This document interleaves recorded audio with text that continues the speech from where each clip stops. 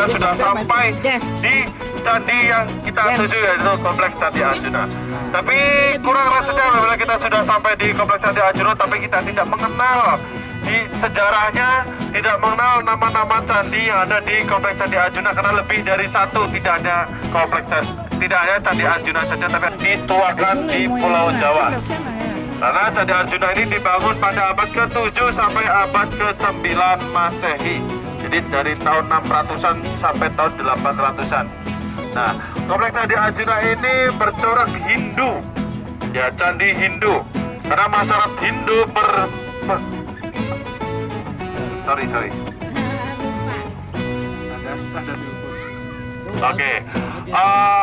Candi Arjuna ini dibangun pada abad ke-7 sampai abad ke-9 Masehi, dan corak Candi Arjuna ini adalah candi Hindu.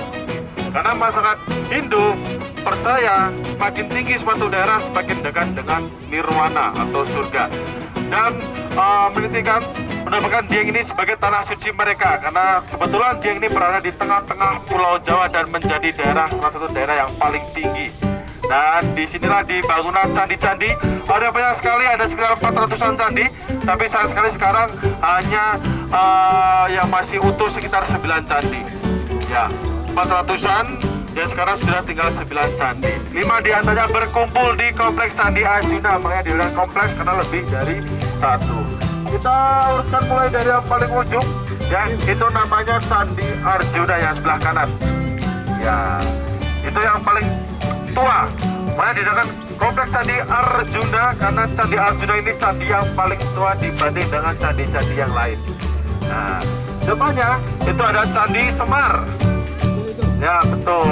Nah, karena bentuknya kecil, di depannya Candi Arjuna, Candi Semar ini fungsinya sebagai candi muara atau candi pendamping. Ya, gunanya candi pendamping adalah tempat digunakan untuk acara-acara keagamaan seperti meletakkan sesaji atau meletakkan alat-alat beribadah, itu berada di dalam Candi Semar. Kita pindah lagi untuk candi yang sedang dipugar, baru selesai kakinya saja atau burlokanya. Luar loka dan luar lokanya belum dibangun, itu namanya Candi Srikandi. Nah, Candi Srikandi inilah yang menjadi indikator bahwasanya di Dieng ini merupakan candi-candi bercorak Hindu, karena di dinding Candi Srikandi terdapat relung atau relief Trimurti. Di dalam konsep Hindu ada 3 dewa. Dewa apa saja? Siwa, Brahma, satu lagi Wisnu. Betul, Siwa, Wisnu, Brahma, ya. Ada 3 dewa yang berada di relung candi. Namun sekarang sedang dipugar, sedang diperbaiki karena akan dipasangkan stupanya atau swarlokanya yang lancip ini. Karena dari dulu Candi Srikandi ini swarlokanya ini tidak ada, makanya mau dipasang. Nah, kita pindah lagi untuk candi yang sedang buat foto-foto, itu namanya Candi Puntadewa. Ya, dan yang paling pojok yang paling dekat dengan kita adalah Candi Sembada. Dan 4 diantaranya tersebar, ada Candi Bima, ada Candi Gatot Kaca. Tadi kita turun dari satu area candi di dekat parkiran. Ya, betul, itu namanya Candi Gatot Kaca. Tadi kita lewat sebelum area lapangan, atau sebelum kita turun dari shuttle, kita lewat di sebelah belakang kita, itu ada Candi Tiaki.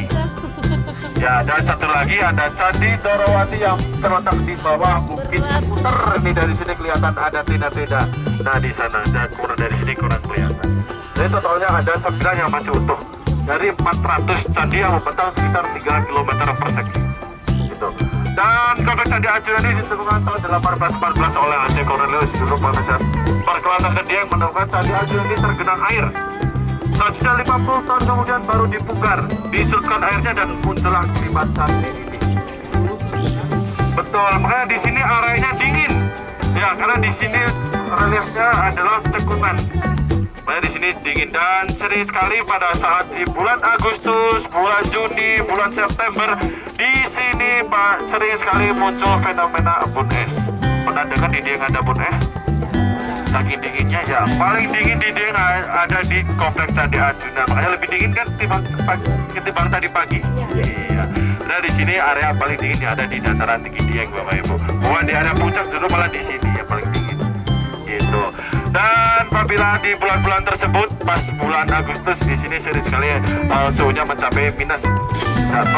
Nah, kalau sudah 0 derajat di sini sudah bisa muncul embun esnya, apalagi minus. Kemarin di tahun kemarin suhunya paling dingin minus 4. Kurang tahu untuk musim panas ke depan.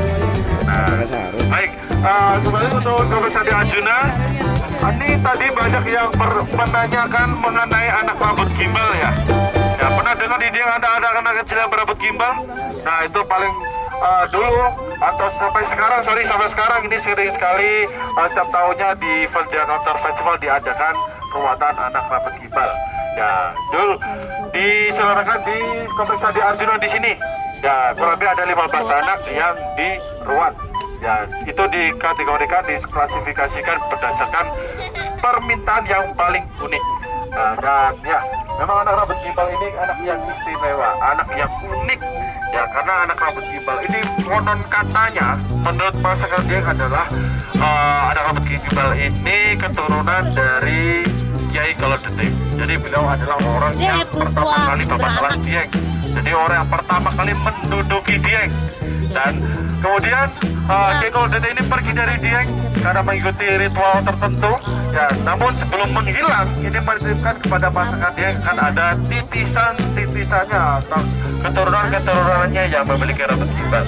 Sampai sekarang masih ada dan dialami oleh anak-anak kecil. Ya, sekitar umur 2 sampai dengan 6 tahun paling banyak. Karena setelah 6 tahun biasanya sudah banyak yang diruat. Jadi prosesnya anak tersebut lahirnya itu bukan lahir langsung rambutnya gimbal, tapi normal terlebih dahulu. Sebelum rambutnya gimbal ini mengalami sakit terlebih dahulu. Ya, sakit demam selama 5 sampai 7 hari. Diajak ke dokter kemana-mana gak sembuh, ternyata makan tumbuh rambut gimbalnya. Nah, kalau sudah tumbuh rambut gimbalnya ini tidak boleh ditolak, tidak boleh dicukur sembarangan, tidak boleh dibawa ke barbershop, dicukur tidak boleh. Jadi harus dibiarkan. Kalau mau dicukur harus mengikuti ritualnya terlebih dahulu. Nah, kalau rambut gimbalnya sudah muncul, sudah ada, ini tidak boleh diruat, tidak boleh dipotong sembarangan. Kenapa? Karena apabila dipotong sembarangan, rambut gimbalnya akan tumbuh lagi. Dan proses tumbuhnya akan lebih sakit lagi. Maka dari itu tidak diruat sampai anak tersebut sudah siap. Nah, siapnya kapan? Biasanya pada anak tersebut sudah berumur 4 sampai dengan 6 tahun. Setelah sudah nalar, sudah bisa ditanyain. Nah, pada saat diruat ini ada permintaan khususnya. Nah, permintaan ini bukan permintaan dari si anak, tapi dari si penunggunya. Nah, makanya mintanya itu macam-macam. Tidak bisa kita tebak. Nah, ada yang minta uang Rp2.000, ada yang minta gorengan juga ada yang minta anak bebek, anak kambing berumur sekian bulan juga ada. Ya, ada yang bikin kita agak sedikit aneh, sedikit kita mengurutkan daya. Ada anak kecil rambut gimbal pada saat ritual ini minta diketutin oleh ibunya. Ya, minta diketutin bapak. Dan itu karena merupakan maharnya atau syaratnya, jadi harus dilaksanakan dengan permintaannya. Misal dikasih ketutnya bapak, nggak bisa, harus ibunya. Gitu, iya harus ibunya. Jadi setelah kita baru bisa diruat. Nah, setelah diruat, rambut gimbalnya dipotong, dilarung di danau Balikabang ataupun di Sungai Serayu. Dan setelah dilarung, dibuang, setelah itu malam harinya diagendakan acara selamatan atau syukuran. Nah, setelah itu rambut gimbalnya tidak akan tumbuh lagi sampai anak tersebut dewasa. Jadi rambut gimbalnya sudah hilang, rambutnya sudah kembali normal lagi. Gitu. Dan ya, menurut Pak Sandieng tadi apa? Keturunan dari siapa? Kiai Kalodete. Tapi menurut masyarakat Hindu atau rambut gimbal ini keturunan dari Dewa Siwa. Ya, Dewa Siwa itu dalam Nusantara ini rambutnya gimbal. Ya, dan karakteristiknya hampir seperti anak rambut gimbal. Ya, punya sifat temperamen. Ya kan? Dewa Siwa ini kan dewa perusak. Ya, punya sifat temperamen. Ya, punya daya tahan tubuh yang kuat, tapi di sisi lain juga anak rambut gimbal ini sangat cerdas. Jadi banyak sekali anak rambut gimbal yang sekarang sudah dewasa, sudah menjadi orang sukses. Oke, mungkin sekitar seperti itu. Ada pertanyaan atau ngantuk?